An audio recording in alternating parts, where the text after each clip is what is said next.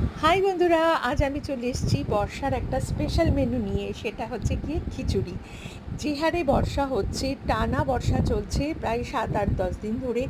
এই এই কদিনের মধ্যে খিচুড়ি খাইনি এমন বাঙালি বোধহয় একজনও নেই।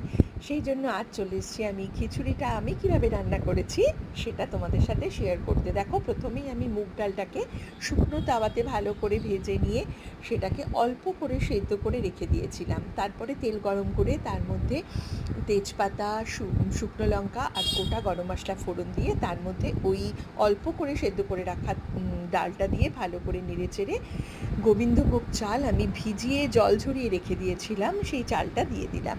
দিয়ে সেই দুটোকে একসাথে ভালো করে নেড়েচেড়ে যখন অল্প একটু ভাজা হয়ে আসবে তখন ফুটন্ত গরম জল ঢেলে দিলাম।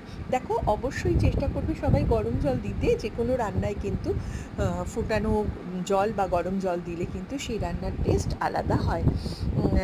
তারপরে যখন আস্তে আস্তে এবার ফুটতে দিলাম, বেশ ফুটে যখন ঘন হয়ে এলো খিচুড়িটা, তখন ওপর দিয়ে কয়েকটা কাঁচা লঙ্কা, চেরা কাঁচা লঙ্কা ছড়িয়ে দিলাম। তারপরে যেটা দিয়ে দিলাম সেটা তো স্পেশালি খিচুড়ির একদম অনবদ্য, সেটা হচ্ছে গাওয়া ঘি।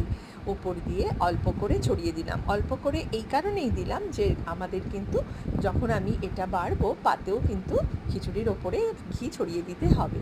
সেই জন্যই অল্প করে দিলাম, জাস্ট ফ্লেভারটা হওয়ার জন্য। তারপরে ওপর দিয়ে যেটা ছড়িয়ে দিলাম সেটা হচ্ছে আমার তৈরি একটা স্পেশাল মশলা, যেটা আমি জিরে, ধনে, তেজপাতা, গোটা গরম মশলা, মৌরি সব কিছুই অল্প করে দিয়ে শুকনো তাওয়ায় টেলে নিয়ে মিক্সারে গ্রেট করে রেখে দিই।